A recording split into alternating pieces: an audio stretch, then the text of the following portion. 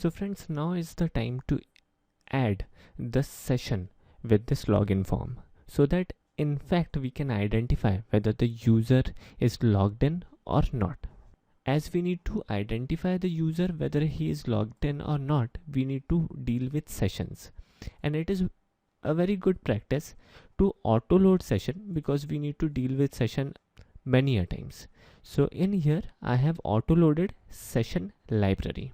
All right, and let's navigate here and let's modify our function bit more. Before proceeding further, let us modify this function little bit more, and why I am modifying it would be understood by you guys very soon. So we will add one array, and it would be an associative array by the name of credentials, and the elements would be email and of post variable. And I have just now converted email and password to an associative array, and the name of the associative array is credentials. Alright, and let's go to sample model, and in here let's receive credentials. Under var clause, the var function is also capable of receiving an associative array, so this will reduce one statement, and that's good. And we will return not the count, but we will return the record set, and the record set would be returned. And let's handle this. Now in here we won't be checking it as if now the if condition. Let's remove this, and in here we will receive the user. Now in the controller we will in fact check the count, whether the count is 1 or not, and if 1 then we will proceed further. So we have passed credentials to sample models check user function, and we are returning the user, means the full row to the welcome function. And in here I have used this function name as num users, and if we have received one row, exactly one row, then we would be redirected to member area. Now this function is an inbuilt function which Codeigniter provides us, and let's check this. If I navigate to generate query result, you will get the documentation for this method, and using which we have converted this to a smart logic. Now why I have did it?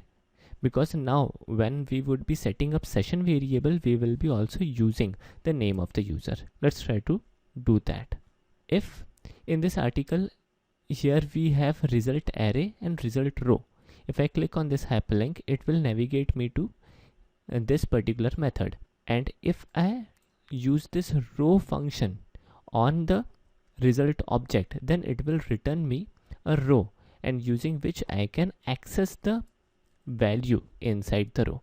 Let's do that, and in here we have this object user, so we will override the values user equal to user row. Now how to store value inside an session variable?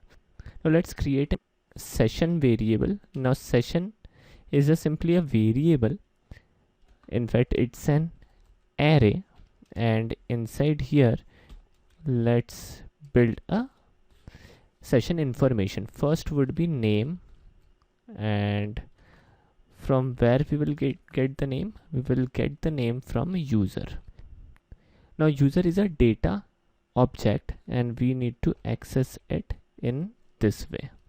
The documentation is available in this article, so it's easy. And the second one would be a variable is logged in, and we will set this variable to true. All right, so everything seems good. The last and the most important thing would be setting up the session variable. Now how to set a session variable? If you navigate to user guide again, here is the session library, and in here we have this adding session link. This is how we can add the session. All right, so let's copy it and let's paste it in here, and the name of the variable which we have created is session. So let's call it. As we have already auto loaded session, we need not to reload the session. So we have loaded the session, and now last thing which we need to do, finally we need to read the session variable in the member area, and if the session is not set, we won't allow the user to access the URL. Alright, so how to read the session data? We can use the session global variable easily and read it, or we can use the getter for reading the session variable. So let's use the convenient and conventional way, and inside member area we will type in if is set. If the session variable is logged in as set, then load this, else not, else die. Perfect. And let's now check whether everything is working properly or not. So here is our login page, and let's try to log in, and hello user, and if I again click here, even now it is able to access. But let's try to check whether it is working properly or not, and for that we need to destroy the session. In fact, I have already coded a function for logout and given the link on the navigation bar. So there is a function in our welcome.php, and it's very simple. We are simply destroying the session, and we are calling the home page again. So let's destroy the session, and let's try to navigate back to the member area, and it's now show us die, and it's super awesome, isn't it?